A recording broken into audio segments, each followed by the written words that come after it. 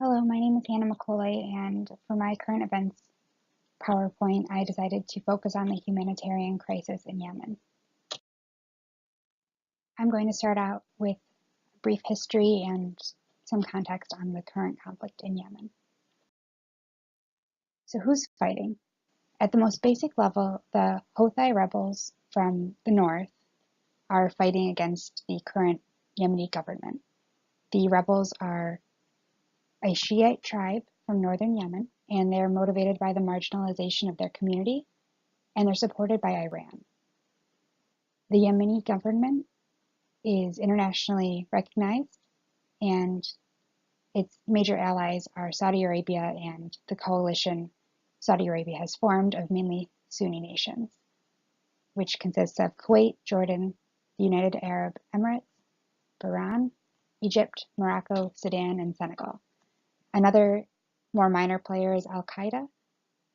Al-Qaeda is actually one of the most capable anti-rebel forces. Like many issues in the Middle East, the origins of the war in Yemen are pretty much in the 2011 Arab Spring. Prior to 2011, Yemen was the Arab world's poorest country, and so in 2011, Yemen's president, Ali Abdullah Saleh, was forced to step down, and the Houthi rebels allied themselves with the former president. So in July of 2014, when the new government of Yemen, which was put in place after the president stepped down, decided to lift fuel subsidies, there were massive riots, and this eventually led to the takeover of Yemen's capital, Sana'a. So by March of 2015, Yemen's new president fled from a southern city as the rebel forces moved on the city. And as a result, a coalition of Arab states launched a military campaign to defeat the Houthi rebels. This was primarily led by and is primarily led by Saudi Arabia and assisted by the United States and many other nations. So what started as a lot of political instability in Yemen following the Arab Spring has turned into a proxy war being fought between Iran and Saudi Arabia as part of this Cold War the two countries have going on. One good quote by Bender is that the conflict in Yemen is the largest and most dangerous escalation in an ongoing series of proxy battles between Sunni Saudi Arabia and Shiite Iran. So a brief coverage of the two countries. Iran is mostly Shiite and aligns with the rebels.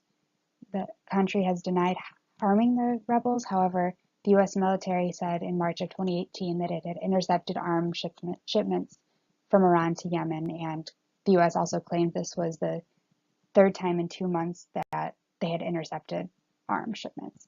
So there's a lot of evidence that Iran is aligning and helping the rebels. Saudi Arabia, on the other hand, has formed a coalition of mostly Sunni nations, and basically wants to prevent Iran from gaining a foothold in the Arabian Peninsula. Saudi leadership really fears that if the Houthi rebels are able to control Yemen, then that would give Iran a foothold in the peninsula and threaten Saudi interests. So they have placed major blockades on port cities and have actually been responsible for airstrikes and most civilian deaths. Here are some maps that hopefully will just give a little bit better of an understanding of why this conflict is so significant and why the conflict even exists in the first place. As you can see on the left, Saudi Arabia shares a very long border with Yemen on the south and is separated by the Persian Gulf from Iran. However, if Iran is able to take Yemen through the rebels, then Iran will have control of access to the Red Sea, and the Persian Gulf, which are both very, very significant to Saudi Arabia. Of course, United Arab Emirates does control access to the Persian Gulf, but Iran is very powerful in that area as well. On the right, there's a little bit better of a breakdown of the conflict and how the forces have been progressing. In the purple, you have the rebel forces pushing down. Red are areas still contested. And then on the very bottom, in the blue, there are the current internationally organized government territories or areas under control. And as you can see, the access to the Red Sea is currently under contest. To give a little bit more information about life in Yemen and why this humanitarian crisis is so significant, I have a few bits of data. As of March 26, 2018, there have been over 40,000 total casualties. In 2017 alone, over 50,000 children were killed. There are more than 3 million displaced citizens and over 22 million people in need of immediate aid, 11 million of which are children. And for some more perspective, the population of Yemen is only 28 million. Major causes of death are diseases are spreading rapidly. There has been the largest and fastest cholera epidemic in history, breaking out in Yemen starting in 2017. In 2017 alone, 101.5 thousand patients were treated. Diphtheria is spreading, measles are spreading, and the entire country is on the brink of famine. Providing aid is also very difficult because both Houthi rebels and Saudi coalition members prevent supplies from arriving. Both sides have been accused of bombing hospitals and healthcare centers, and the Ministry of Health staff hasn't been paid since 2016. Government staff makes up about 25% of the population of Yemen, and none of them have been paid since 2016. At the moment, the conflict really doesn't show any signs of subsiding. There's a powerful Cold War going on between Saudi Arabia and Iran, and until that's resolved, there really won't be much resolution in Yemen. Some more recent events that have just amplified all of the humanitarian issues in Yemen are that in December of 2017, a coalition-led blockade that began in 2015 was intensified. This blockade was on Yemen's largest port city, which is now under constant attack, and volunteers were being pulled and are being pulled from the port city for their own protection. This is significant because the port city, although it's controlled by rebels, is responsible for 70% of Yemen's imports. And Yemen is actually able only to produce 5% of the food that it needs to sustain its population.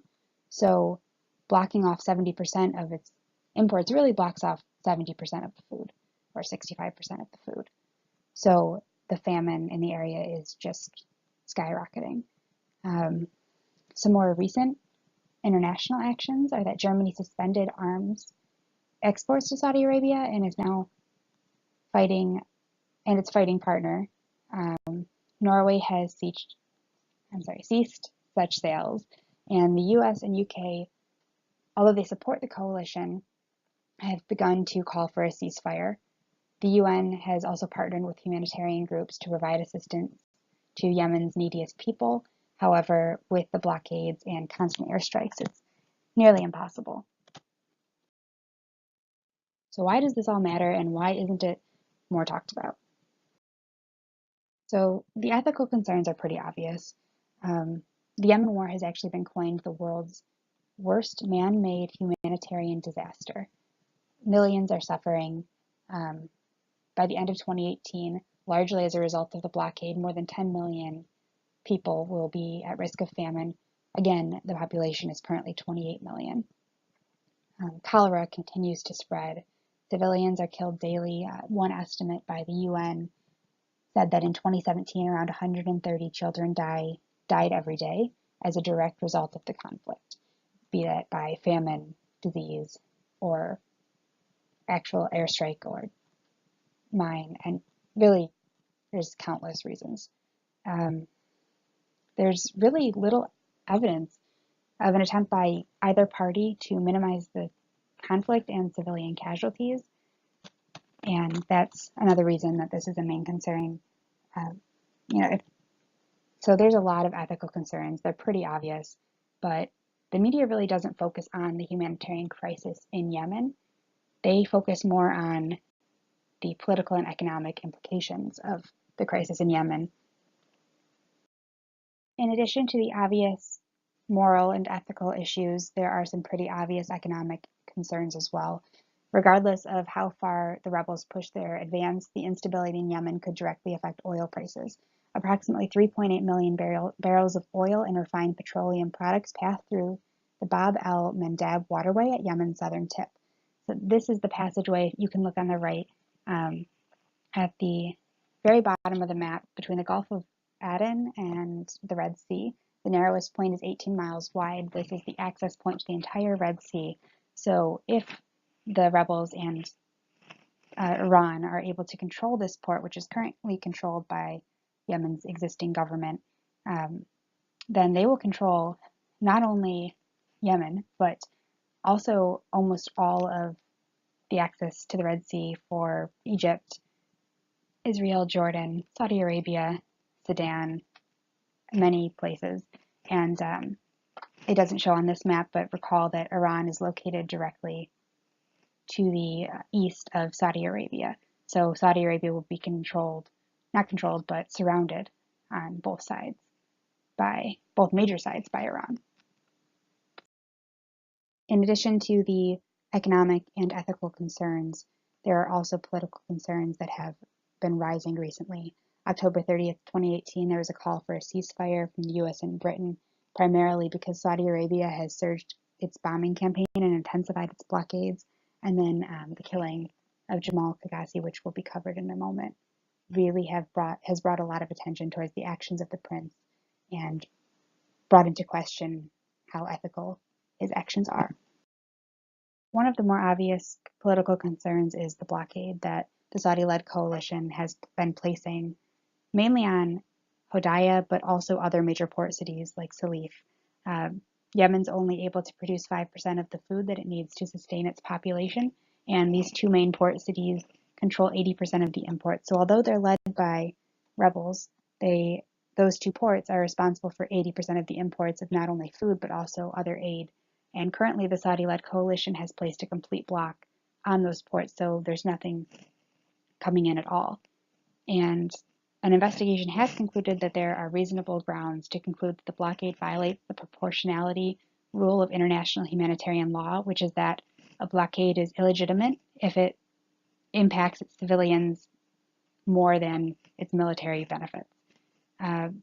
Although the coalition says that the blockade is justified, the number of citizens that are suffering because of it really changes the proportions of the military benefits and the impact on civilians, and shows that the blockade is likely illegitimate and illegal under international law. Another concern is that Saudi airstrikes are actually the main cause of civilian casualties, and there's no visible effort that has been made to reduce these casualties, which is bringing a little bit more attention to the actions of Saudi Arabia and the rashness of the prince. And currently, the advocacy group Human Rights Watch has called on the UN Security Council to impose travel bans and asset freezes on coalition leaders, including the Crown Prince. One of the most recent events that has brought more attention to the area is the killing of Jamal Khashoggi. A quote that summarizes this is that the devastating war in Yemen has gotten more attention recently as outrage over the killing of a Saudi dissident in Istanbul has turned the spotlight on Saudi actions elsewhere. So he was a Saudi journalist who was previously friends with the royal family until the current crown prince barred him from writing, and so Khashoggi went into a self-imposed exile in the United States. He was killed in the consulate in Istanbul. 15 men were linked, and they are also linked to the crown prince. He was tortured, murdered, and this violates international law. I'm not going to go into any more detail than that because this has been covered by the media, but basically this matters because although his death was only one single person, it shows how aggressive the Saudi prince is becoming and maybe even has been, and this blatant and obvious violation of international law is likely not the prince's first violation and likely won't be the last. So it's bringing a lot of attention towards him and his actions throughout the world. So another point that has been made previously is that Saudi Arabia is responsible for most civilian casualties, and if the crown prince is acting this aggressive and this rash towards an individual that he knew, he likely doesn't care about the civilians in Yemen when he's mainly concerned about Saudi Arabia's control of the area.